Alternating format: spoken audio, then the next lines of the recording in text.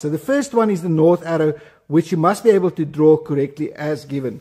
Then there is quite a number of colors when we are doing materials on floor plans and elevations. For instance, new masonry is red, concrete, new concrete is green, new iron or steel blue, new wood yellow, new glass black, existing materials are grey.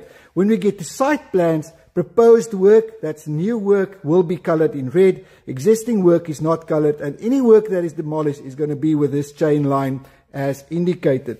Then your drainage and installation contemplated in Regulation A2 speaks to drainage and soil pipes. When specifically talking about drainage, must be brown. Waste pipes will be green. Soil and combined vents red. Waste vents blue, etc. The first ones here I think is probably the most important.